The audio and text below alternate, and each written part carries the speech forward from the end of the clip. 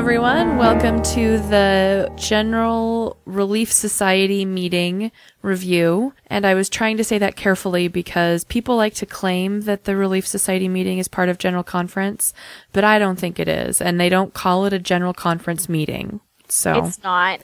Yeah, they hold it on a different week. If you go to the LDS website and click on General Conference, there's nothing there about what happened yesterday, you know. So anyway. It's shorter than a regular General Conference session anyways. Exactly. The women got less than 1 hour, and that's including the prayers and the songs. Less than 1 hour to speak. Right. Whereas a regular conference session is 2 hours long, and it's typically all men speaking. Mostly men. So to review this session of, quote, conference with me, I brought on Sarah from a couple of episodes ago. She was on with her husband talking about the problematic interactions with her bishop, and we got really good feedback about that, so I brought her on. Hello, Sarah. Hi. Hello. And then I brought back everybody's favorite apostate, Jean Bodie. I like that. Hello, everyone. Hello. You are Wait. I'm not everybody's favorite apostate? You're becoming. You will soon be a rival to Jean, I think. Thank you, Heather. When I die, I'll leave you the title. Don't die anytime soon, okay? Okay, I'll try. Okay, so why don't we go ahead and dive into talking about the talks. I don't really report on what songs were sung or who prayed or anything. The first person to speak was Linda Burton, and she's the Relief Society General President, right? Right. Yes. So she started off with this sheep parable that I thought just didn't work on so many levels. Because basically the story was that there's this loving shepherd who called his flock in, or I guess he was just some random farmer or whatever, but he called his sheep in, and there was this one older ewe that he had gotten from somebody else that didn't come because he had tied it up for a while so it wouldn't run off, and the sheep apparently still thought it was tied up because it still had a rope around its neck.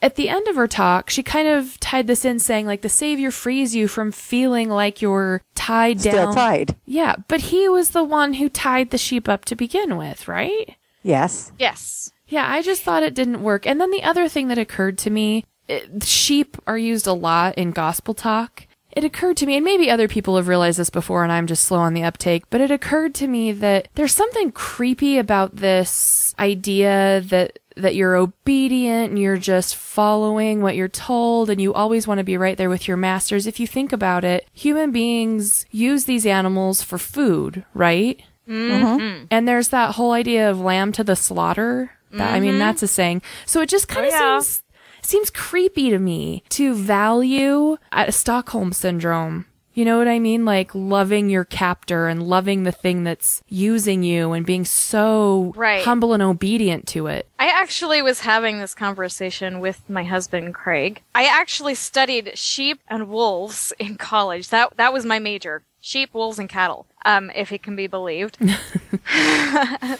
there is a major about that. Were you a biology major, or what was your major? The actual title was Wildlife and Range Management. Oh, okay. So we studied a lot about them. And the thing that I learned a lot about sheep and cattle and so forth is that they're dumb animals. Sheep in particular, incredibly stubborn and stinky. They do not come when called. I can tell you that right now. That's why they have sheepdogs, to nip them in the heels, to get them to go where they need to go. True. So the whole idea of like, those sheep are just going to come when called, it's like, yeah, right, whatever. The sheep know his voice. That's why they if I come. knew the shepherd, I'd be like, I'm running the other way. I know what you want from me. First, you're going to cut off all my hair, and then you're going to eat me. That doesn't sound like a good idea. Anyways. That story, though, has been told before with different animals, hasn't it? Do you all recall that? Like they talk about that with an elephant.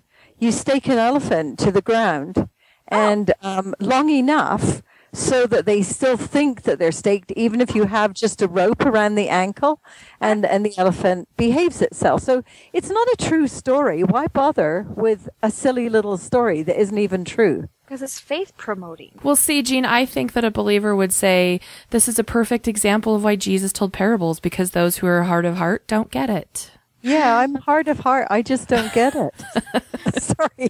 If you want an awesome parable, I am going to teach the parable of the wolf one time, because we're always taught, like, wolf in sheep's clothing, the wolf is out to get you, blah, blah. Wolves are amazing because they are smart, cunning, extremely loyal.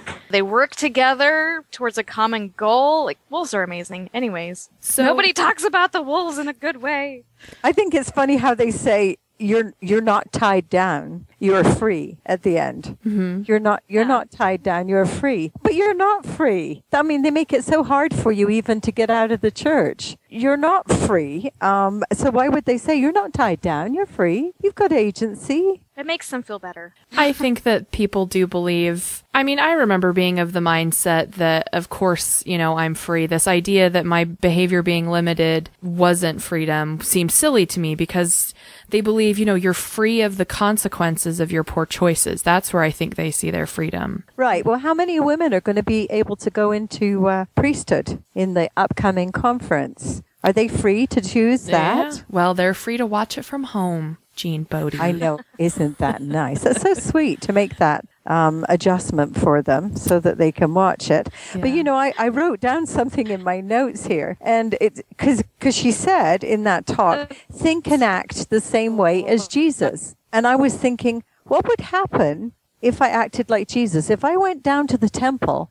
and I started protesting like Jesus did, about what they were doing, started protesting about them leaving people out of temple weddings because I'm angry about that hypocrisy, I'd be acting like Jesus because Jesus said, don't be a hypocrite, love one another and all of those things. And if I acted that way, I'd be in big doggy do, wouldn't I? True. Yes, you would. Yeah. Did you the whole thing was about binding contracts and covenants? Covenants. Yes. Things like that. That's what the whole thing was about. That I'll go where you want me to go. I'll say what you want me to say. I'll be what you want me to be. Where's the agency in that? I wrote that down as well. And the thing that stuck out to me about it is that it's a rather immature version of morality. If I were to have children, which I don't have, I would want to teach them to, and obviously it doesn't happen until they develop into adults, but I would want to teach my children to do the right thing because it's the right thing to do. You know what I mean? Weigh right and wrong. Look at what the right thing to do is and do that. Not do what your mother tells you to do. Think what your mother wants you to think. Well, that segues really nicely into the part where she was talking, I think it was the second speaker, was talking about her grandson, 10-year-old, stroking her mother-in-law's arm after, at the funeral, after her father-in-law died. And she told him that he was keeping his baptismal covenants by doing that. And I'm thinking, so what she's doing is saying to him, you're not doing something nice and sweet because you're a sweet boy and you love grandma and you're hurting and she's hurting. And so you're giving her love and attention the way a human being would. You're keeping your covenants. So therefore, the next time when he doesn't do something, he's not keeping his covenants. And that means that then he feels more guilt. The kid was 10 years old and you make those covenants when you're 8. Mm-hmm. And they brought that up, didn't they, about do we really expect 8-year-olds? What do you have to say about that, Sarah? Exactly what you're saying. That really stood out to me. And I just thought, all right, if they're still struggling to learn, why are we asking them to make such a big commitment at that time? Like a two-way promise. Yeah. Why not give them a little more time to learn? And then after they've done all their learning, then say, now is the true test. Are you ready? Are you ready to make this commitment? But the church tends to do this backwards. They have you make the commitment and then you're supposed to learn all about it. You obligate yourself first. Mm-hmm. Because then they have that lever over you, I think. Yeah. I don't think it's a malicious intent to be that way, but there's something about the psychology of religion and controlling group behavior that organically out of that comes the situation where you get people to obligate themselves first before they learn everything. And of course, when you're 8 years old, what the heck do you know? You hardly know you're alive at 8.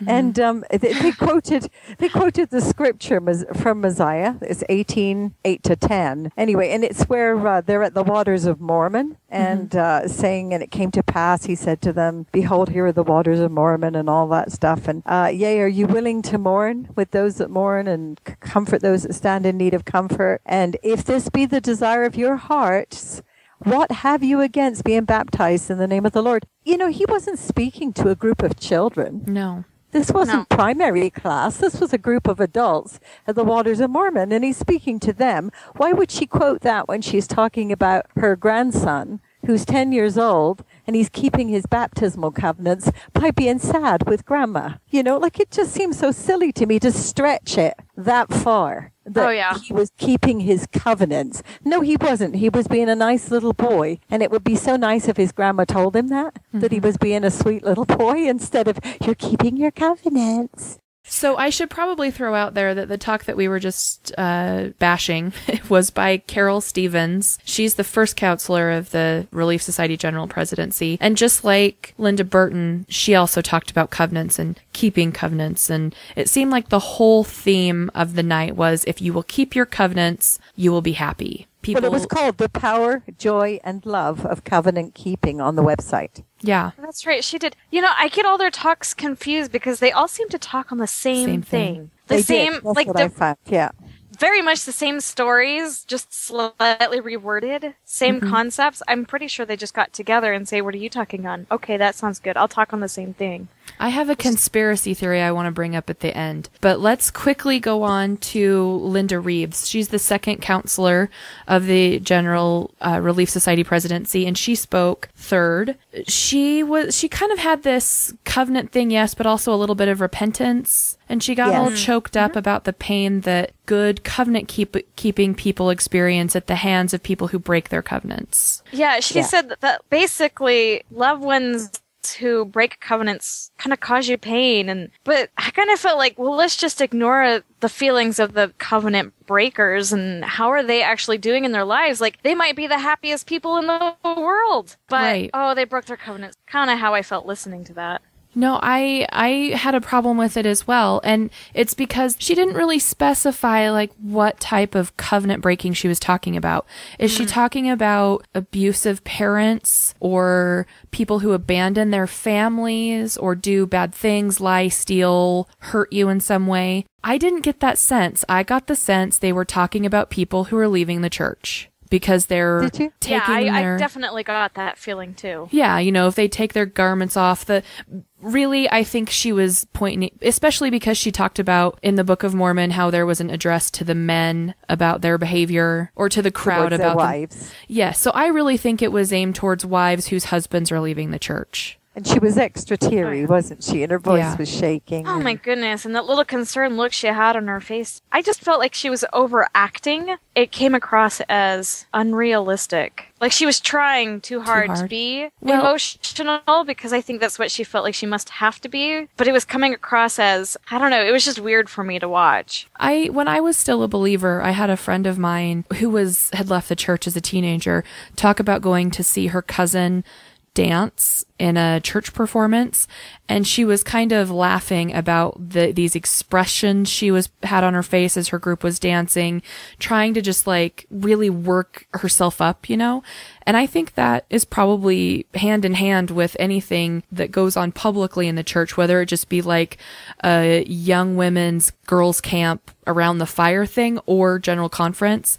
You get yourself whipped up into this frenzy, and that's the spirit, you know? Right. You know, she was feeling the spirit and kind of got herself into that feedback loop where you get all worked up. It's like in that documentary, what is it called? Jesus Camp? Yes. Yes. Like in Jesus Camp. With the kids?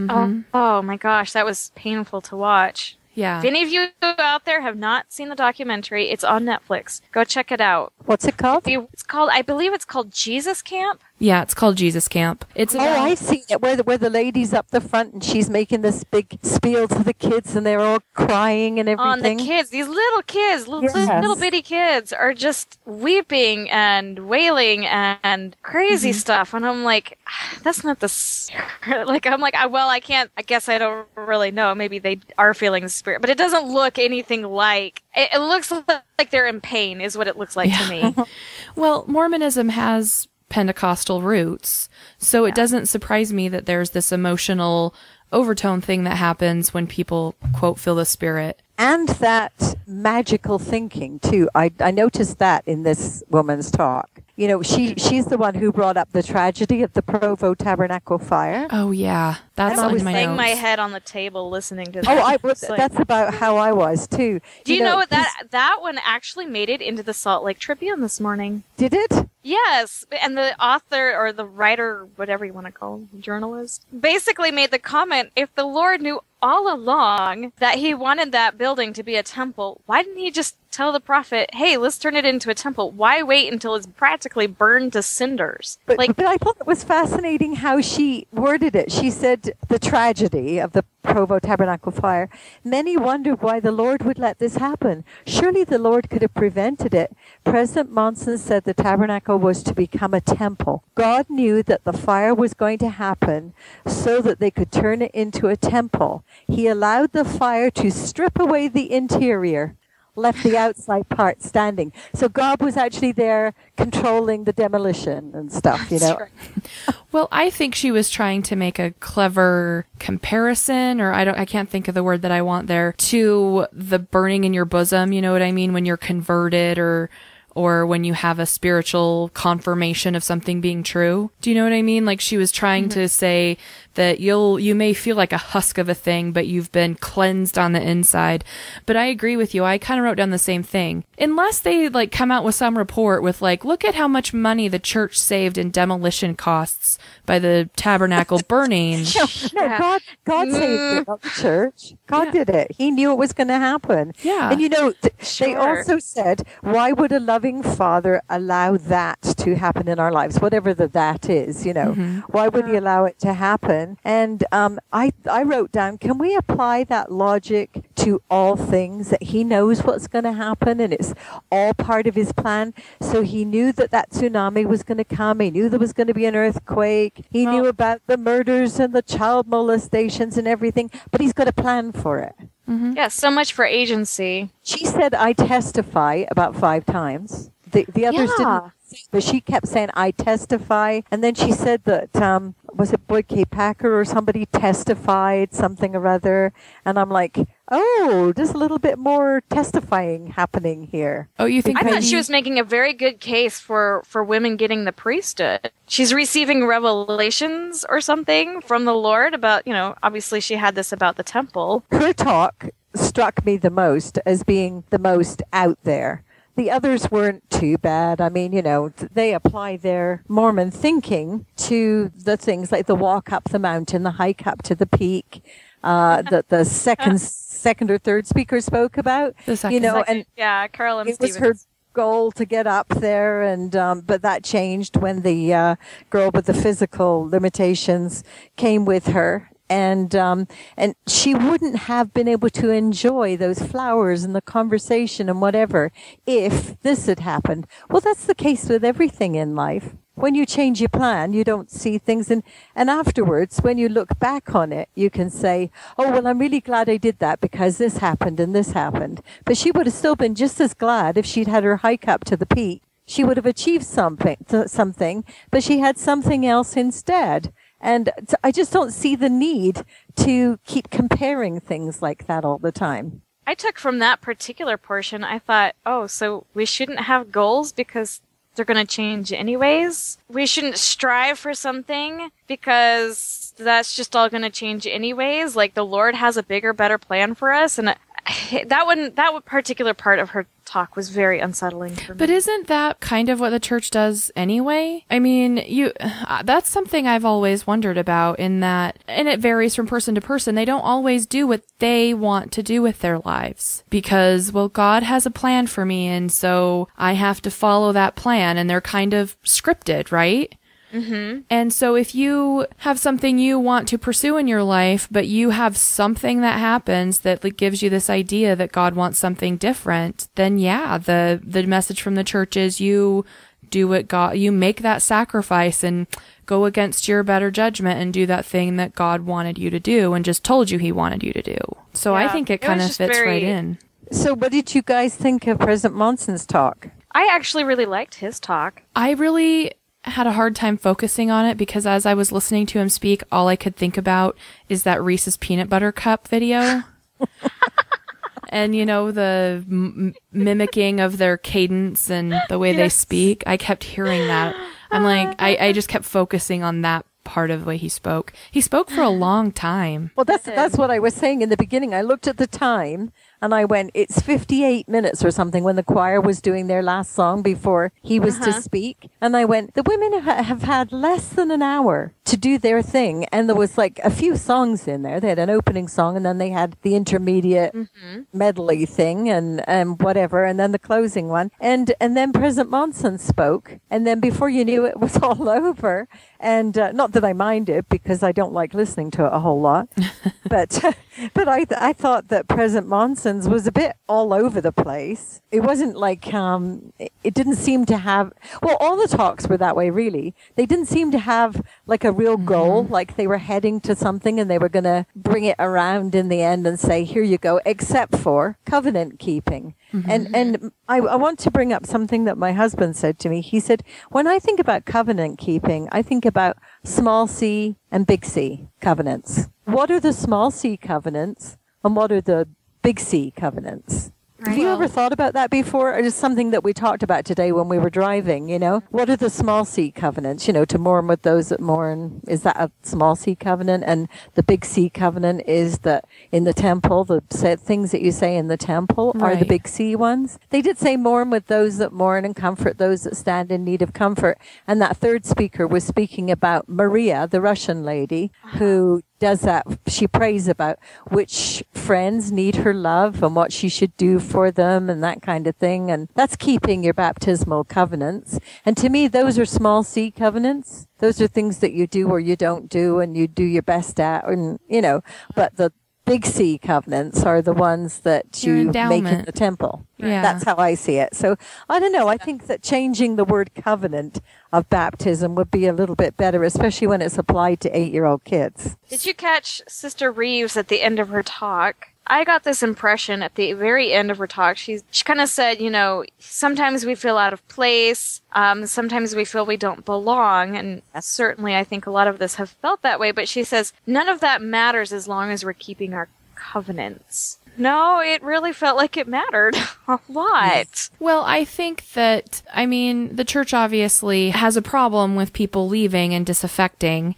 And there is that New Order Mormon idea of sticking around even though you don't believe. And so it might be part of that, you know, like you might not believe and you might not feel like you fit amongst this community anymore, but you made promises and good people live up to their promises. Yeah, so I can see that, Heather. There was another part in there too, because I've been taking this arguing course online. It just jumped out at me like mad, and that was when President Monson told the story of the homemade bread, the sister who'd fallen into depression and all of that stuff, and the only thing she couldn't eat anything, but she fancied some homemade bread. And how that got to her, you know, the convoluted method that she found that bread, that homemade bread being delivered to her door. And he said, Heavenly Father knew what she needed. And so did this woman who took it to her. And it cannot be explained any other way. You know, I mean, really? It can't be explained any other way? Any other way? Really? No other way? No other way. There's no other explanation for it. That woman was inspired to make homemade bread and take it over to that woman. There's no other way it could have happened. Well, that's... I would like somebody to be inspired to make me some homemade bread. Or brownies. I'll send you some. It might be a bit old by the time it gets there. Well, I think that that's kind of like the confirmation bias thing, right? Anything that works for your side gets in the pro column, but all of the times people needed help and it didn't arrive doesn't make it in the negative column. Why the lady that went to her door that she said that she fancied homemade bread, why didn't that lady go home and make some homemade bread for her? That is really where I thought that story was going to go. But the friend would be like, oh, here's a chance for me to serve and go home. No, it wasn't her at all. And I'm like, wait, what? So it had to somehow go to her sister or something, and her sister made it and took it? I think it was her sister. I was a bit confused too. And it got dropped off by somebody else, and so she just happened to have it or something like that. It's so convoluted and confusing, like, you have to believe it. Well, when I was a believer, this was my favorite part of the gospel, was this idea that we served one another, and that was how God took care of his people. So those sorts of stories really appealed to me as a believer, and I can see why they're faith promoting. And there's nothing wrong with a gal who's depressed getting something that made her feel better. Absolutely not. It was a lovely story. Yeah. But it's a story. It's a story. I don't even believe it. Yeah. I mean, that sounds really silly, but I don't believe it, that it happened that way. I believe that probably she phoned her sister and said, oh, she's feeling really down. Tiffany's really feeling down. We need to do something to help her. She said she fancied some bread, some homemade bread, but I don't have time to make it. And so the other gal said, oh, I'll make some and take it over. It could have happened that way, but it's got to be this magical way that it gets there through inspiration to a covenant-keeping woman. Mm-hmm. It wouldn't come to me because I'm not keeping my covenants. So I wouldn't be inspired to do anything nice for anybody, Yeah. So that's what it implies, is that covenant keeping people are commandment keeping people, is one thing they stated in it. Yeah. And so if you're not a commandment keeping person and a covenant keeping person, then you won't be inspired to do that kind of thing. But I am. I do feel inspired when I know that somebody's hurting or something like that. I'll send them a message or take them something or phone them or whatever, I mean, we're all inspired by altruism. It's been handed down to us in our DNA and everything to do that, because societies flourish better when we take care of one another. We don't need to make covenants with anybody to do it. We just need to do it. Right, but as long as they stay with those stories in that vein and not explore the other side of it, it works. Oh, absolutely, yeah. They said one thing on there that that really bugged me a lot, is Heavenly Father loves us. Nothing changes that. Not if you've got money or anything like that. He loves you whether or not you deserve love. It was President Monson that said that. Whether or not you deserve love. Of course you deserve love. Everybody deserves love. Yeah, I never read anywhere where Jesus said, love everyone except. He didn't have a group that he excluded in there, as far as I remember. Right. And not that I believe what Jesus said, but they do.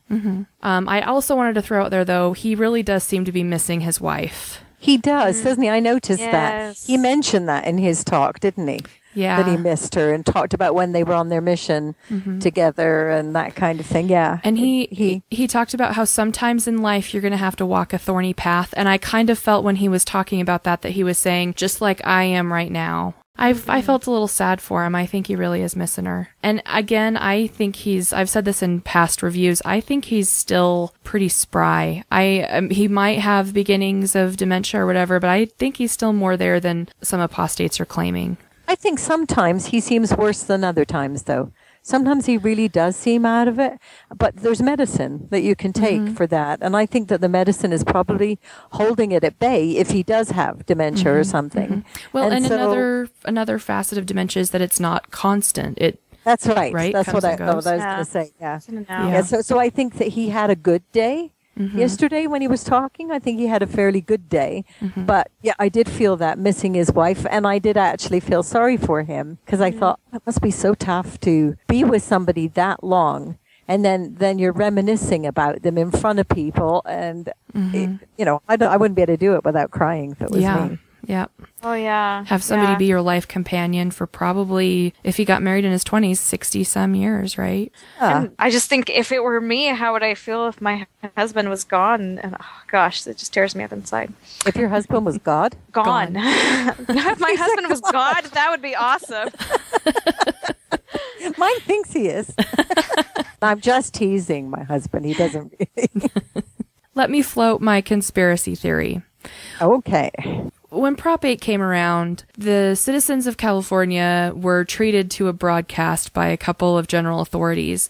And apparently, and I could be recounting this, it could have happened slightly differently, but supposedly in whatever means the church used to communicate to the people of California, as well as to people in other states, about volunteering for the Prop 8 effort, they used some sort of phrasing that was code for something you commit to do in the temple. And I don't know if it was like your time and your means or something like that. It was like a code word. We are calling upon you to live up to that covenant you made in the temple. So get to work. Based on what's going on with the ordained women movement and their pressure to be able to attend the priesthood session of General Conference, I sort of wondered if this overarching theme of keeping your covenants was some sort of attempt to remind women that in the temple... Of their place. Yeah. Well, in the temple, don't they cover their face and bow their head and agree to obey? No, not anymore. They don't. They do still cover their faces. I mean, I haven't been in 7 years, but they do still cover their faces. But the obey part was taken out. But it amounts to the same thing. Hearken unto. Right. Yeah, that's right. Yeah, but we don't say obey. They have taken that out. So we hearken unto our husbands as they hearken unto the counsel of the Lord. I don't know very much about what goes on in the temple as far as the particulars of the ceremonies. There has to be something about sustaining your leaders in there. And if there's not, it's just in general church stuff. So it seems to me that there was some sort of like coded message being sent. Keep your covenants, and you're breaking your covenants by trying to get the priesthood and by doing these things like protesting outside of the priesthood session and trying to get in. I think that's a really good theory you've just floated out there. I like it. I don't know if it has any validity, but I was really expecting some sort of talk about the role of women. And there wasn't one. I sort of thought that they might bring something like that up too, but I think that they did. I think you're absolutely right. I think they did bring it up, but surreptitiously. Possibly because if they had brought it up so blatantly, there would have been a lot more backlash. Come on, you covenant-keeping women. What the heck are you up to? Yes. You know, trying to get into the men's meeting. You can't go into the boys' club. Exactly. What are you talking about, you silly fools? You know, we know life is hard for you sometimes as women, and we know that these things happen, but if you're a covenant-keeping woman, you'll do what you're supposed to do. So perhaps that really was the message there. I think you're right, Heather. Thank you, ladies, for coming on to review this session of conference, again in quotes, and we'll catch you again for the next conference session. Okay. All right, thanks. Thank you. Bye.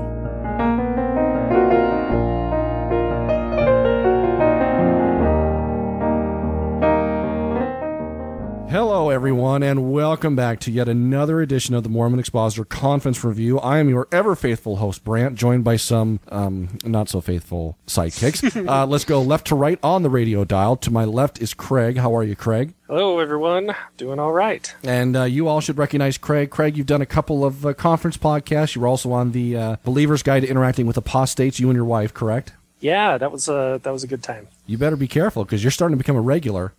We will take over your life more than the Mormons did. To my right, we have Ryan. How's it going, Ryan? Doing well. Thank you very much for having me. Ryan, on our ever-famous District podcast, where we recap some of that, and he told his infamous stories about life in the Salt Lake City mission. It's good to have you here. Thank you.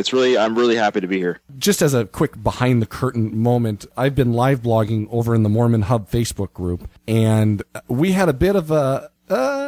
not so much an incident, but I'm sitting here trying to be polished and trying to recap as best as I can, and we'll get into what the kerfuffle came to be, but there was a name that stood out that Ryan and I kept going back and forth on, trying to, all right, we got to move on from this name, but you will hear about it in due time. We are going to be covering the priesthood session of General Conference. Before we get into actually covering what happened in there, there was something that went on before the priesthood session. I'm sure a lot of you heard about it. The ordained women movement the Ordained Women organization, decided to try to enter General Conference. From what I was told, they were not allowed to enter the conference center. As a matter of fact, they had a bit of a rally, a bit of a meeting beforehand, and they all walked to the conference center. It was a group of probably about 150 to 200 people. I haven't been able to get good statistics yet on what the ratio of men to women were. But according to what I was told, they formed a line in the standby area of the conference center where you can get tickets for standby. 2 spokeswomen, and I think that's a key, they were women, not men, Jessica Moody and Ruth Todd, came out to talk to them and said that they were not allowed in. They handed them all a slip of paper that explained that they only had space for men and boys and that there weren't space for women at this conference. And I believe this person I talked to also told me that there was a scripture or something included on there. I wasn't able to get more information. Hopefully we can get a copy of that so we could post it on our website. So the group then went over to the tabernacle, hoping to get in there because they do broadcast overflow. They have the tabernacle available as an overflow, and they were not admitted there. So what they did was they lined up in the line where you can be admitted, and they faced the men walking past. They wanted to be looking at the men as they were walking past, hopefully so the men would see them looking at them and make a statement. They went one by one to the person who was at the door. And this person that I talked to told me she felt really bad for the person who was standing at the door because this person standing at the door, one by one, had to inform each of these 150 to 200 women that no, you are not allowed to enter. According to the person I talked to, it was very peaceful. There were actually protesters there protesting women being ordained, and they actually had signs. I hope we can get some pictures because I think that would be hilarious. I guess it's a protestception or something like that. They did have a press conference at the park before they walked over. There were reporters there, and I'm sure you all have seen it, but MSNBC has picked up on this, ABC News has picked up on this, and as of right now, it is 10:22 Eastern time here in Michigan. It would not surprise me within the next couple of hours if more people pick up on this as well. There were a few women there who didn't know exactly what the Ordained Women group was doing. Most of them walked past and didn't pay any attention, but this person that I talked to did want me to say that the sister missionaries were there, they talked to them, and they were really great to them. So, Craig and Ryan, what are your thoughts on everything that's happened kind of with Ordained Women leading up to actual priesthood session? Because we haven't even gotten to the point where we talk about what's happened there yet. What are your thoughts on all this stuff that's happened? Craig, let's have you go first. I have just been really impressed by the way that the Ordained Women organization has done everything so far. Their website is really, really professional, and the spokespeople that they've got to come out and share their message have been, really great at sharing things in a good, positive way. And I support them fully, even though I'm no longer go to church and don't plan to go back, but of course still have plenty of relatives that are in the church, and it would be great to have the opportunities of the priesthood open to all of them. What about you, Ryan? What are your thoughts? It's been fun to watch, and actually I'd almost forgotten about it till I saw people posting pictures on Facebook. But my feeling is, regarding this, I think the church is going to have to respond, because I suspect that every year they're going to increase the numbers of the women that are going to show up, and they're going to have to just keep turning people away. It's not going to keep working doing it that way. But I was a little bit disappointed when this news actually reached some of my true believing friends on Facebook, and the vehement response on their part about these women and their view of these women was actually quite disheartening. I've been relatively quiet on ordained women. There's reasons for that. Mostly it's just because I find that I can actually observe a lot better if I don't take a side on things, and I force myself to listen to both sides of the argument, both the people who are supportive of ordained women and the people who are not supportive of ordained women. So I don't really have a side in that. But I did find it interesting to see that it seemed like from the ordained women standpoint, it was very much, let's be respectful, let's be peaceful as much as possible. But the vitriol from the believer side was very fascinating. And again, part of me on my believer side, I kind of understand that. This is something that's drastic and big, and we all know how well Mormons do with changes. So I could see that, where it is abrupt and abrasive a little bit. But at the same time, I think that the contrasting way that people are going about it, and I felt the same way about a woman praying in general conference versus the people who are opposed to it, a woman wearing pants to church versus the people who are opposed to it. That bridge is getting wider, and I think personally that part of what Elder Uchtdorf's talk this morning was about was we need to shorten that bridge. But we can get into that a little bit later. Let's go through the listing here real quick. It looks like President Eyring was conducted, and I'll run through it real quick, and then we'll go speaker by speaker. We had L. Tom Perry, Gerard Koss, Randy Funk. I'm not making that up. His name was Randy Funk. His middle initial was D, so it's, bring in Defunk. Sorry, that was terrible. Oh my goodness. Awkward jokes, check. Yeah, well, got it covered. I got more to come. I was going to say it's a normal. That's terrible. It's a normal podcast with Ryan. President Uchtdorf after Randy Funk, President Eyring, and President Monson. So let's start with L. Tom Perry. L. Tom Perry's talk was pretty basic talk, wouldn't you say? Yeah, very basic. It was about, articles of faith. He pretty much just went through them all and said, here are some of the doctrines that each of them tell us, and that was about it. I like the pictures. Yeah, the pictures were good. It was very. I was going to say it's a pretty typical L. Tom Perry talk. It was very simple. There was a lot of little colloquialisms in there. The only thing that stood out was basically we need to follow the Articles of Faith. There's a lot of stuff in there on priesthood, and I'm struggling here because there wasn't anything notable. He talked about the Articles of Faith. Like that was what the talk was about, right? Right. Well, yeah, it seemed like it was starting off talking about the Articles of Faith, and he went down each one saying this article is this, and this one is this. And I find that the one Article of Faith that he didn't even mention, it seemed like, was saying that allowing people to worship how, who, and what they may. He didn't even say those words at all. That's number 11, I believe. Yeah, I think he just made mention that there's an laws of the land or something like that. Yeah, and that was one. I don't know. I think it's one that we say because we have to say, but sometimes we don't really like to say it from the believer standpoint. Because he even mentioned the gathering of Israel. Like, how often do we talk about that? Exactly. He did say that the 13th Article of Faith was how to conduct ourselves. There's really nothing new there because the 13th Article of Faith is just a bunch of basic good things, virtuous, lovely, of good report. I've got two things here. One, he said that God will, again, this topic comes up, that God will yet reveal more stuff. And when I attended church faithfully and I went on a mission and all that stuff, and I was always waiting. I so badly wanted that sealed portion of the Book of Mormon to be revealed. And I want this stuff to come out, but it just seems like like you said, it's a rehash. Mm-hmm. And every conference, to me, it's like, I want to hear this new stuff. And when will God reveal it? And of course, the answer is, we're not ready. We're not ready. And listen, I will put my believer brethren and sisterin on blast here. The historic missionary announcement, we cling to a lot of those things because we don't have that much happening. That historic missionary announcement that, we're going to let the missionaries use Facebook and use the internet. Part of me sits there and says, really, guys? Do you not have an objective outsider to sit here and say, you're setting this up to be something that it's really not? It's frustrating because I think we are so desperate to hear it. Yeah, it's frustrating because I think there's people that wish there would be more, and you're not the first or the last one to have said that. No, and I guess by bringing that up, it's almost cliche to bring that up. One last thing, too, that struck me, he said, he challenged the young men, I guess, or everyone in attendance, use your bright minds to study. Mm. And he's challenging you to, hey, take a look at the scriptures, take a look at the true versus the false doctrine as he sees it, and study these things out in your mind. And I probably speak for a lot of people who no longer attend that they did, quote unquote, use their bright minds to study, and they did reason themselves out. Mm-hmm. So I wonder if that's a challenge he really wants people to do. Oh, gosh. So let's move on, because we don't need to go down that road. Oh, and then he did say even Jesus Christ. So yes, well, we have a running count of that, don't we? It's just one, I think, this whole session.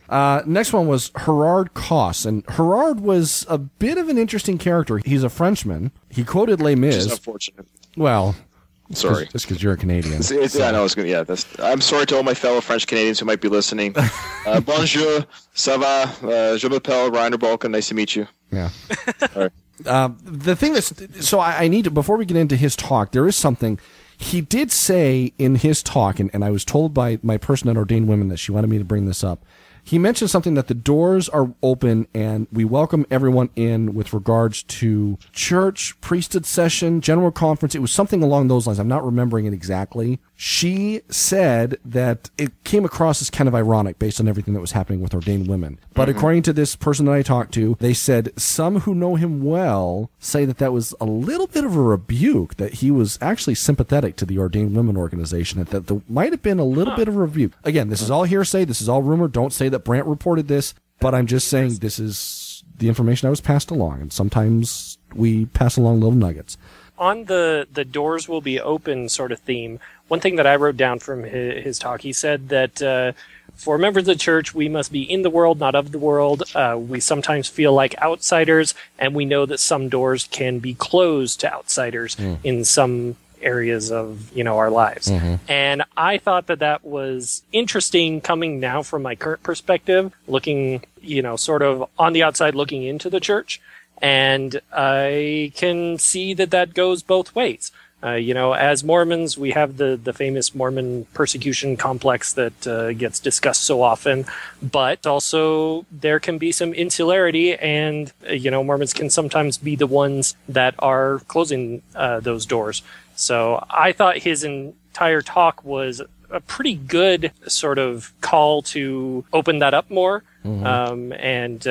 This was my favorite talk of the whole night. What about you, Ryan? What'd you think? First off, I wish he gave me a spoiler alert on Les Mis. I haven't seen it yet.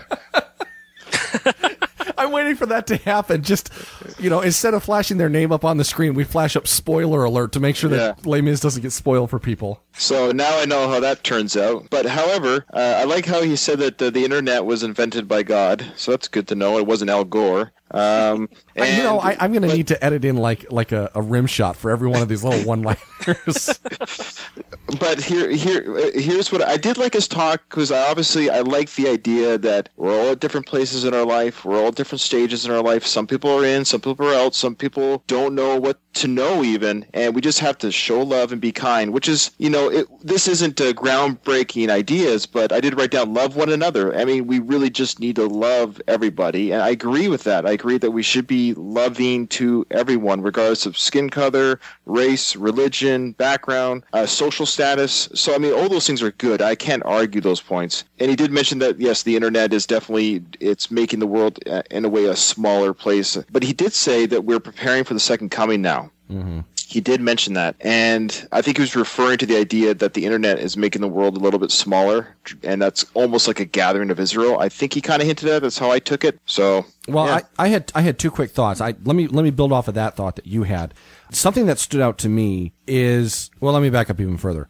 So you mentioned that there was this concept of build some bridges, unity, love one another. He said something along the lines of, unity is not being with people who are like us, but requires that we serve those who are not like us. So I'm noticing, and tell me if you guys are noticing this trend too, throughout this entire proceeding so far. It seems like you've got a small faction or group of general authorities who seem to recognize that, I don't think it's overdramatic to say that the church is starting to splinter a little bit, and seem to recognize that those who are feeling marginalized, those on the fringe, are realizing that this church might not be for them because there has been so much splintering. So it's almost like a clarion call to them to say, we see it, let's come together and let's work with each other. And Mormons, you all need to be a lot better at not marginalizing people. I would also say this, and maybe this is Mormon revelation popping into my brain, I don't know, but I've heard a couple of things along the lines of end of the world, Lord's coming is at hand, things like that. They're putting a big push on missionary work, and it seems like, again, if I was your typical TBM, I'm a believer, but I don't like to classify myself as a TBM. I would sit there and put those pieces together and say, I wonder if they're escalating missionary work because they do feel the end of the world is coming, because we've got threesome of elders and a threesome of sisters.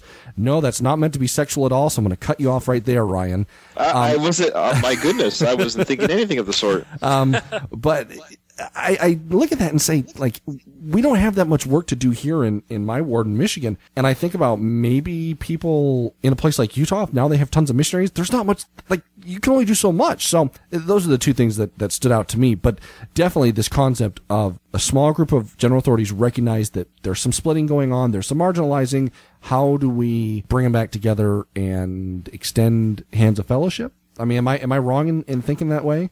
I would say there's definitely an effort going on there, and that effort has, varying levels of effectiveness from my perspective. But with this conference especially, I can see that with President Uchtdorf's talk. This was that in the morning session, I think it was? Yep. Yeah, okay, this morning. And then even Elder Holland's talk this afternoon, that wasn't, directly about anything to do with disaffected members or anything, but talking about mental health issues, letting people know that they need to be more inclusive and compassionate about those kind of things.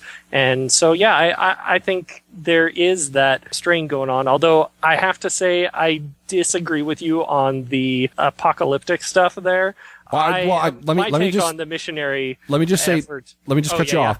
I'm not saying that's the case. I'm saying that I could see your TBMs. I could see them thinking that. That's. Oh, okay. I'm not saying you could see them taking that. Yeah, I'm not saying that I feel that way. Jump. Okay. Just the missionary effort is an effort to sort of keep these teenagers in the church fold longer, better. I think it's more for the missionaries than for the converts. Ryan. Yes. Are you ready to bring the funk? I've been waiting for the funk a long time. I wanted to serve you up that on a silver platter. Let's take it away and run with it. All right. Well, I did write down it's the best name ever. It's almost as good as that other guy, C. Scott Grow, who did that Ensign article. Article. We've got a good name coming up here. Yeah. Well, yeah, we'll save that. We'll save him. Yeah. So what did Brother Funk have to say? Mission. This was the mission talk time is what I wrote. He talked about that fella who went to India, and he brought his hair gel, which got a lot of laughs. Because I bring hair gel, too. I brought a lot of hair gel on my mission. So I can relate to this elder, very much so. I haven't used hair gel in 10 years, so I was kind of sad. Oh, really? It's weird. I know. Shocking, isn't it? The one thing that irked me, I should say, was the idea that he was talking about how intimately involved the 12 and the prophet are regarding your mission call. Yeah, I noted that too. He said something like, know that a member of the Quorum of the 12 chose the mission you're going to, and that you have been called by a prophet. And, okay, they clicked on your picture and on a map on the computer, yay. Well, I had the opportunity at the end of my mission there to serve as assistant to the president, and I got to see firsthand, and I would think this is probably a lot how the missions work in the world. Basically, there's voids that need to be filled, whether it's in the mission or the mission field, and there's a certain number of people coming in to the MTC that need to go to these mission fields. Like, people are coming, people are going. It's really just a matter of when did you put in your call, what elders are leaving what areas, are you a pretty sister? If you are, then you're going to Temple Square, and so forth. Oh, gosh. I mean, obviously, you could argue, I'll put my TBM cap on, let's say. I'll go back into that mode. Yeah, I could argue saying, well, it's a well-oiled machine. It runs by, like, revelation and good choices and prayer and all that good stuff. But the 12 and the prophet have absolutely... There's 50,000 missionaries. If you took each elder and spent 5 minutes on each one, by the very nature of math, they don't have the time to do this. They don't have there is a committee. It's called the Missionary Committee, and they deal with who goes where, and that's it. And the 12 go, yeah, open up this mission or close that mission or whatever it might be, sure. But they didn't know where I was going, and my mission call and your guys' mission calls were signed by an automatic letter writer or whatever, those signature writers. The one thing that I was hoping for with this talk, because this was a talk that was geared at people age 17 through 21, I would say. Right. You're either going on a mission or you're on a mission. Repent. Yeah, it was repent if you're going on a mission, be prepared for going on a mission, be willing to do whatever if you go on a mission, and then, by the way, you who are missionaries, have the Spirit with you and be obedient and do what you can. The thing that I was disappointed with, he said that he was a mission president in India. That made me kind of sit up straight and go, I want to listen to you. That's something unique. You don't hear about mission presidents in India. I'm sure you have a lot of rules and regulations and just a different way of doing things. Oh, but you're going to give one story about giving a lesson on the first vision, and I'll cut you off, apostates. No, we don't know which version of the first vision he decided to give her. I can assume it's probably the one in the Preach My Gospel, but we're just going to cut you off there. But it was like... Really? Like, why can't you just tell the fun stories? That's what people want to hear. But he did. The missionary brought gel. Yeah. Oh well. Yeah. Gel and blue jeans. That's right. Craig, is there anything that stood out to you? Well, just an aside before we go on. My grandfather actually served as a mission president in India in the mid-90s too. So really, but mission presidents are mission presidents. I didn't get the picture from him that it's really all that much different. He's got his rules he got to follow, and that's about it. Yeah. But regarding the first vision story, I just thought it was like the epitome of a faith promoting rumor. Right.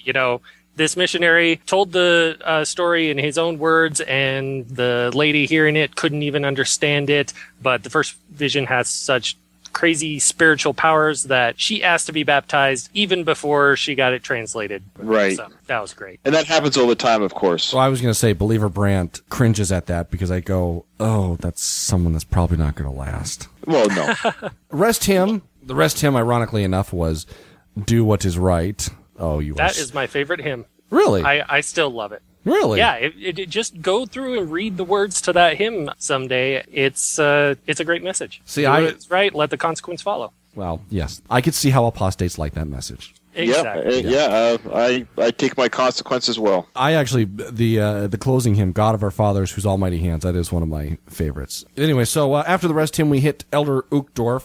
Witty commentary that I'm going to steal from somebody else but not give credit to. Elder Uchtdorf seems to be the first person at General Conference to ever quote Steve Urkel. He talked about going skiing. He fell down. He couldn't get up. His 12-year-old grandson said, "You can do it," and he did it. Before we get into the meat of what he was saying, one of the discussions we were having, and we'll talk about it when we get to President Monson's talk, was a lot of the geriatrics, sounds like a bad word to me, but a lot of the extremely older members who are in the upper echelons of church leadership, the stories that they give seem a little out of touch. Like, it doesn't have the same impact. Whereas I'm listening to Elder Uchtdorf's story, and I'll admit, I have bias. I have a bit of a crush on him. I listened to his story, and I was sitting here going, okay, you know what? That's a story that everyone can relate to. Even if you haven't been skiing, people can relate to it. It's a story that will continue onwards. You could tell that story 100 years ago because they were skiing 100 years ago, and it would still make sense. So I appreciate him using a story that, number one, will translate well across a lot of different cultures, but also one that will translate well across time. He had a lot of good stuff in this talk. What were your thoughts on it? Just real quick, my thought about the story he told about the skiing accident. Mm-hmm. He said, his grandson told him, "You can do it now," and he was immediately able to get up. And he said he received an infusion of confidence, enthusiasm, and strength. But what he did not say was that it was any sort of priesthood or spiritual power from his grandson that allowed him to do that. And I thought that was noteworthy because that's kind of what you expect from that kind of thing. Yeah, you expect that, God like, held to me. That would be the script, right? But that's not the message that he took from that. Yeah, you would expect that to follow that script, right? That this is going to happen, and then boom, the power of God, and I was able to get up, and everything was fine. But no, it was, I had a 12-year-old grandson, and he said, get up, and I was able to do it. Yeah, so I thought it was great. What about you, Ryan? Yes. In fact, I actually really liked this gentleman. When I was a TBM, I liked him, and I don't mind him at all now that I'm not a TBM. So I think he kind of speaks to both parties, and I think he knows that. I think he knows that he's the likable one. Mm-hmm. But today was the first time that I think he was speaking to me. It's like, oh, I know Ryan is listening to my talk. I'm going to speak to him. Because he talked about how failed priesthood holders seek less worthy endeavors, and they lead a shadow of a life, not living to my full potential. And that really stung. And because I was like, my goodness, I have 4 children. And you're right, I don't attend a church, and I don't read the scriptures or say my prayers like maybe everyone else does in the church. But the idea that I'm not living up to my full potential as a father and as a husband, and that I'm feeling this worldly sorrow that he assumes that I'm feeling, it probably didn't help my family, who know that I left, think that, see, he's not doing what he's supposed to be doing, because one of the 12 just said that he's living a shadow of a life. That's surprising that you didn't like him. That talk, I like him as a person, and I think he does mean well. But I think this is the first time that I noticed that he actually was really speaking to those who have left and don't attend, who might be listening to this talk. Well, I can definitely see that, and a lot of this talk was focused on repentance, and, well, the whole thing was rise up as the metaphor for repentance and getting yourself right with God again. But he did spend quite a bit of time talking about the sorrow that leads to that, and how you can use that to, get yourself in the frame of mind that's necessary for repentance. And I don't know, I had kind of mixed feelings about it, because on the one hand, the message of don't despair, be persistent, and keep getting up when things get you down, that's a great message, and sure, I love it. But when you start to bring in you won't be right in the eyes of God until you do these specific things and everything, that's when it kind of loses me a bit. But on the whole, I did like this talk a lot as well. He had a lot of good things to say. And it's just, he does put it in those LDS-centric terms, so we shouldn't really be surprised by that. No, that's his job, and I recognize that. And I wouldn't expect him to say, hey, Ryan, good job, you're doing great. I wouldn't expect that type of dialogue. I mean, that's not what he's there to do. And I did write here good points on the guilt, like you were talking about, Craig, not to self-loathe, is what he said. And I like that because I am definitely a self-loather, and I really was when I attended church. I took up those spiritual knives, so to speak, and I used to cut myself up saying, oh, I'm just such a terrible person. I just keep falling short. And I have to say, when he was talking about the spiritual sorrow and the worldly sorrow, since my non-attendance, I know, again, this sounds a little cliche, but that spiritual knife cutting of my soul, saying, man, I just keep falling short. It's depleted. I actually feel at peace. I'm discovering myself. I'm being a better father because I'm more calm, more relaxed, more patient. I have more time with my kids. I don't know. I don't know if it's a byproduct of one or the other, but that's just what's happened to me. Speaking of the repentance thing, there is a faction out there, and Uchtdorf is part of that, and I think we could agree that Gerhard Koss was kind of part of that is very different from the rest of them, because Uchtdorf, to me, came across as the father who looked at you when you screwed up and said, come on, you can be better. Whereas there's others who you would feel that would be the father that would be putting you on a guilt trip and punishing you and things like that. But I think the thing that stands out to me is he has such a way of really commanding the audience and taking over that podium. He said something, the fact that it was close to when he was getting ready to wrap up, and he said something along the lines of when President Monson prays for us. And then he pauses and he says, you should hear President Monson pray for you. Whether you are a young father, an elderly priesthood bearer, or a newly ordained deacon, we are mindful of you. The Lord is mindful of you. And just the way that he said, you should hear President Monson pray for you. Granted, I understand I'm a believer and I've got my bias, okay, for Uchtdorf. So I'm going to like what he says no matter what. But I really felt this really good love coming from him, that he not only really loved and cared for President Monson, but he really, not that I'm challenging that he doesn't believe this, but he really believed it. And there was a strong sincerity. And sometimes with other speakers, I don't know if that happens. I don't know if that's Uchtdorf's personality or if there's something more there. I'd like to think there's something more there. But that's one of those things that really stands out to me, is he is doing a great job of focusing on really the parts of Mormonism, and I would say religion in general, that we forget about, which is we got to love each other, and we're all in this together. And there are other members of the hierarchy out there who seem to want to focus on maybe the Calvinist side of things, which is basically you are all damn sinners and you better shape up because there's no way you're getting into heaven. And I don't know, that stood out to me. Well, one thing that I really liked that I also thought was a really good message for Mormons was he talked about when our intention is mainly focused on just our daily efforts and normal things of life and all of the to-do lists that we got to get done, we can lose sight of the more important things. And it's a good thing. We always have to keep in mind the bigger goals we have in life. And, of course, he puts that in terms of, eternity, what we want to get into afterlife and everything. But I think it's a message that can be just as applicable no matter what you believe about that kind of thing. Mm-hmm. Speaking of to-do lists, iRing decides to talk about some of the to-do lists that an Elders Quorum president feels a little bit about. He talked a little bit about having to be an Elders Quorum president, receiving a phone call, someone needs to move, all these situations in there. The thing that stood out to me was he was trying to say we need to look a little bit more at the deeper meaning of things and not worry so much about the, not the mundane things, but the things that we get too wrapped up in. He told some great stories about being a young 16-year-old and going along with his bishop. As a matter of fact, he did tell a story that was really touching about going and visiting a family with two little girls whose parents were alcoholics. And I don't have the quote directly in front of me, but saying something along the lines of, there'll be help for this, or something like that, basically saying we need to work with them. Was there anything that stood out to you guys about President iRing's talk? Yes.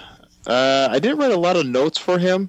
I did like how he did acknowledge that the Elders Quorum, and I wrote down here, he didn't say this, but I believe that the Elders Quorum, especially the presidency and those who are really active, are the backbone of the ward. I think every Elders Quorum that's a strong Elders Quorum, you probably have a strong ward. That's my feeling. I think his acknowledging that they can be overtaxed is also true. And he said that we can do more. He mentioned, I guess he's speaking as a church or as a people, we can do more. And then I wrote money talks. So Well, Brandt, you know what? I'm sorry. He's saying we can do more, and he's talking about all the physical and the time constraints that these poor elders have and these poor members have, and we all need to help each other out. We need to help each other out, be there for somebody. And I'm like, well, cough up some coin and let's do some stuff. And so that's what that was just my knee-jerk reaction, was the money talks. Let's do more with our money and with our time. But anyways, that's just me.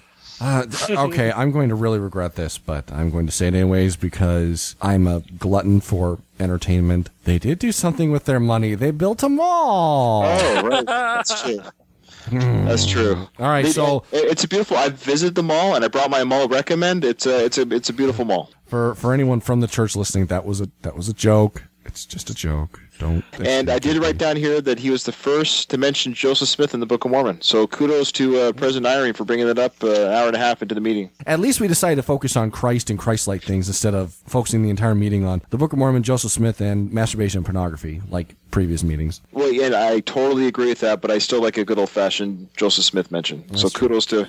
Listen, and, you can take the Ryan out of the Mormon, but you can't take the Mormon out of the Ryan. That's right. And I wrote down here the crying apostle, and I know we joked about that in our, here you go, cry time, bring a tissue, and all this stuff. And you're right. There are people who are emotional. I'm actually very emotional. I used to give when I gave a testimony, I would feel within inside of me, and I'd start, tearing up. And in a weird way, you kind of know that it adds validity or power to what you're saying because it touched you, and because it's the crying, choked up voice. It's effective and it works, and people feel their own throat quiver, and it's an effective. I'm saying it's a tool. I'm not saying he's doing this, but it's contagious. Just like one person yawns and somebody else yawns. Well, if somebody cries, you can start crying, and you say, "Hey, I feel the spirit too," because I'm starting to cry a little bit. So he does emote his feelings very, very openly, which is fine. But bring a tissue. What about you, Craig? Though I just didn't know exactly why he was crying at the times when he did. It was just kind of a disconnect there for me. But anyway, as far as the actual talk, I thought it was notable that he mentioned that elders, quorum presidents can know who not to call as well as who to call. That if you know the members of your quorum and know their families and everything, you can receive inspiration or just, know who's going to be the best to do each job, but also know who needs to be home with their families and who has other obligations that are more pressing. And I thought that was just a really good recognition, going along with the whole theme that people can be overworked in the church and everything. Mm-hmm. He realizes that. He notices that not everybody is going to be able to give 100% to the church 100% of the time. So I thought that was a good point. Okay, and to fill out the session for tonight, we had President Monson. President Monson gave a talk on home teaching. And listen, feminists, come close to the radio. We're going to have a little talk here. I don't mean to be disrespectful. You do your thing, but do you really want to go through with this? Because this is what we listen to. I mean, it wasn't anything groundbreaking. It was, we need to be better home teachers. I mean, really? But if you want, I think this whole session actually was a ploy to show that priesthood is quite boring. The priesthood session is boring, and that the girls have nothing to worry about. They're missing out on anything. So trust me, I've been to much more boring ones. Well, this was. But it just seemed on the upside. The home teaching, elders quorum responsibilities. I felt like I was an elders quorum meeting in some ways. Okay, guys, home teaching. You ready for conspiracy theory? We already mentioned that nobody brought up masturbation this time, so maybe that was. I was just going to say that's the conspiracy theory. Well, conspiracy theory. Because girls are listening. They don't want to hear about men masturbating. Notice we haven't, and granted, you could look and say for the last 3 years we haven't heard anything about masturbation and pornography. But conspiracy theory is, hey, let's scale it back a little bit since the women's are now going to be listening, and we can't be talking about masturbation and pornography because women don't do that. So we need to keep them pure. No. But he gave a talk about home teaching, and he had we were talking a little bit about President Eyring's story versus some of the other stories, and his story was about being stopped in the snow in Provo Canyon and talking about his 1928 Oldsmobile that his father drove that wouldn't go faster than 35 miles an hour. And I'm old enough that I could sit back and listen to it and go, oh, those are the good old days. But I'm also sitting here saying, but that sounds really dated. And that was the thing that stood out to me was,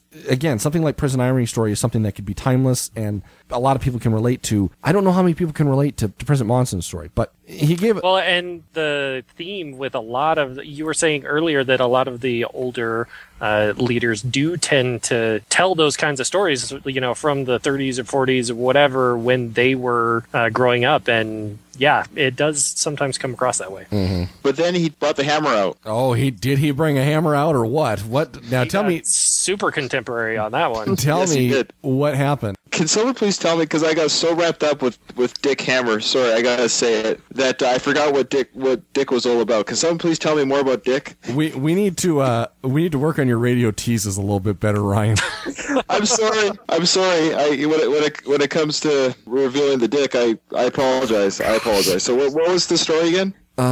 I'm trying to remember. I'm looking through my notes. I wrote one note for Thomas S. Monson's talk. One note. I just wrote Dick Hammer. That's all I wrote. Okay, so Dick Hammer was a friend that he had, right? Out here, so Thank you. Stop floundering around. Thank you. There was a guy. I'm not sure if this was his story or a story from someone else, but there was a home teacher that had a investigator or friend, someone named Dick Hammer, and every time they would talk to this home teacher, he would ask, "How's our friend Dick Hammer coming?" And the response was, "He's coming slowly."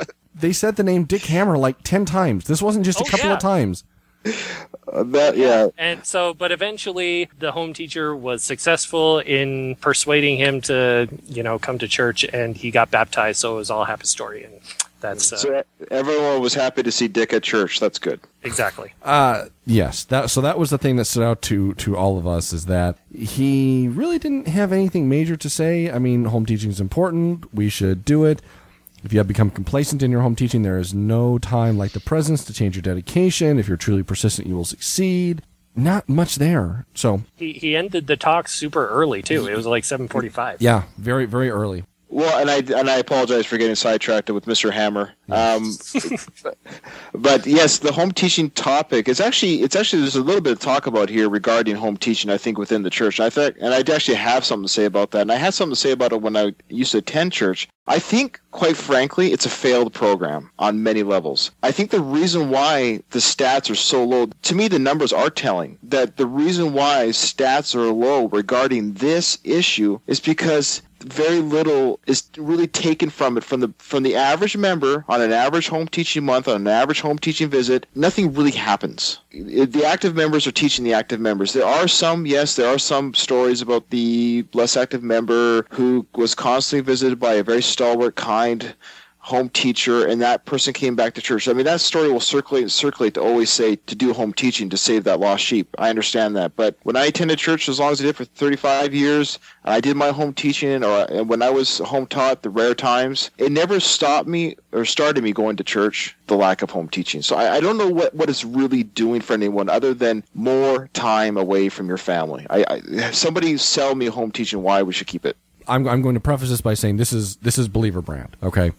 Sure. Here's the way that I view home teaching. The whole point of what I think that the church is trying to accomplish, and really, again, if we're going to talk in believer terms, the whole point of what God wants to accomplish is he wants us to become a Zion society where we really view each other as brothers and sisters. And I personally think what home teaching is doing is what we should be doing anyways. We should be aware of what's going on within not only the other people in our ward, but the other people in our community's lives, and be friends with them and be willing to go out and stick our necks out for them and help them when they need it.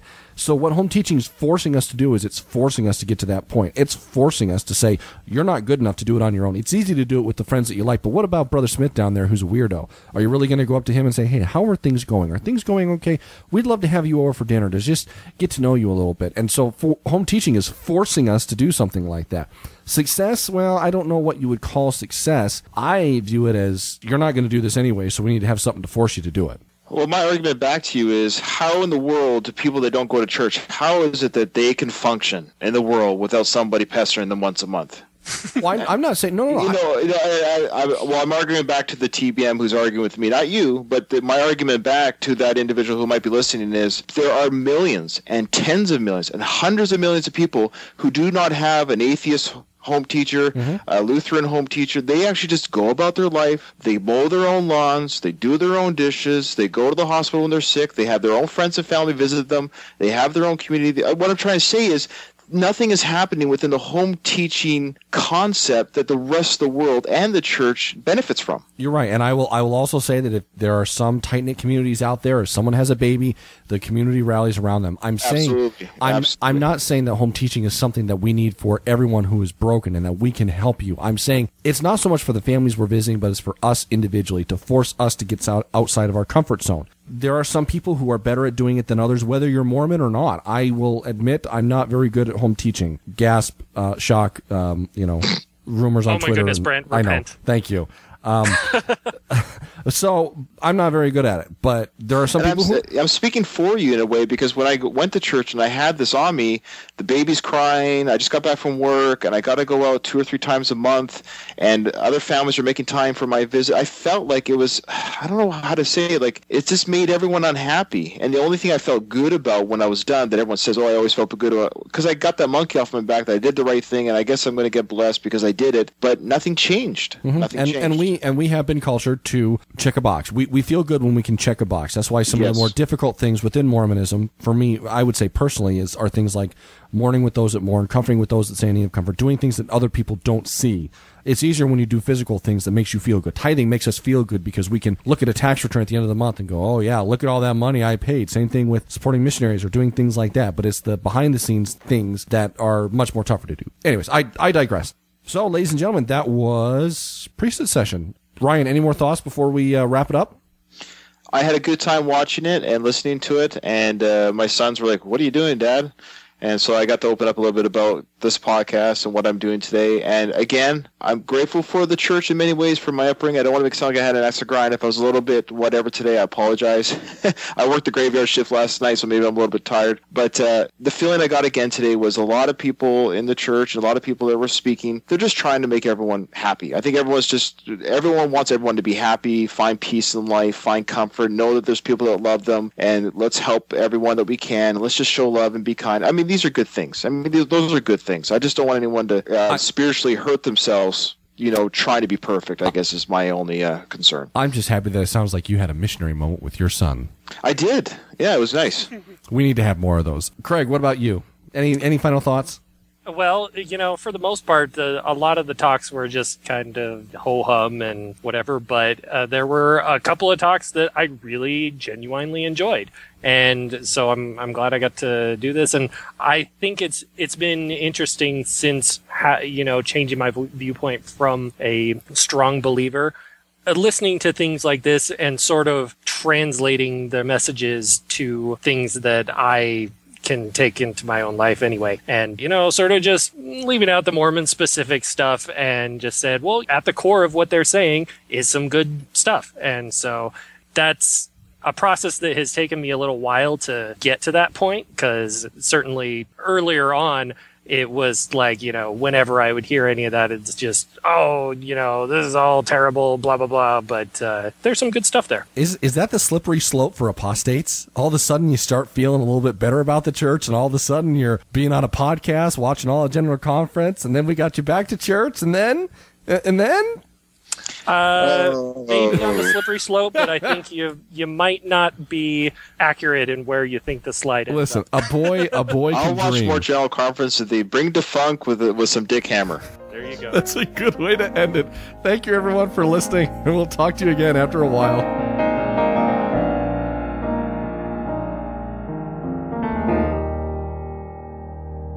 When I gave my heart to you, I swore it would only be for you, but I said that before you broke my heart. When the feelings you feel are few, I can't share mine with you. The lump of pain in my throat won't let me start, and I wish that I didn't ignore. The broken hearts get broken more. Sometimes in our lives we learn things done come back in turn. What did I do to earn nothing from you in life? The mistakes I've had don't do me any bad till I can't handle sad things I've been through. I can learn from mistakes and from sins, but I make them again and again.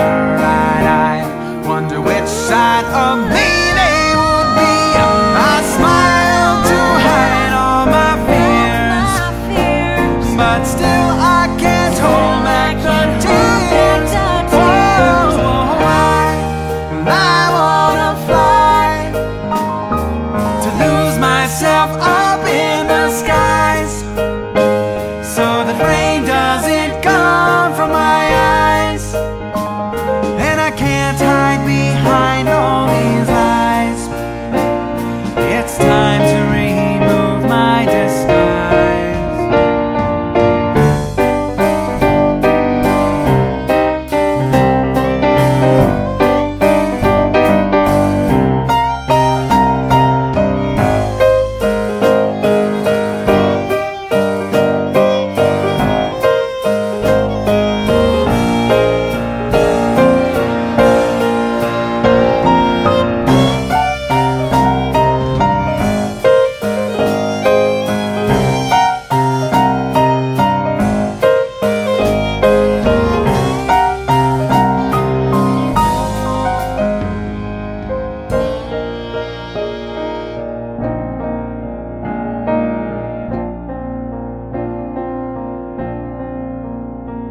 There's so much of me I've missed, trying to get that kiss. She said, wear clothes like this. I said, okay. I've been stomped in the ground, molded and twisted round, so long before I found I'm not just clay. I'm worried what others might see, instead of seeking approval from me.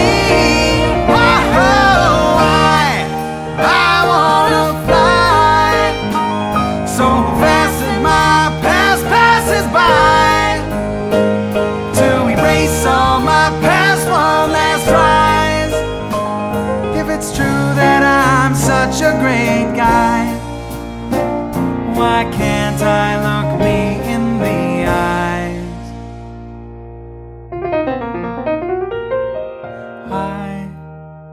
I want to begin to think of me the way that I am, to forget all the people I've been. I've figured out reasons for why. Now I'll just give me one more last try.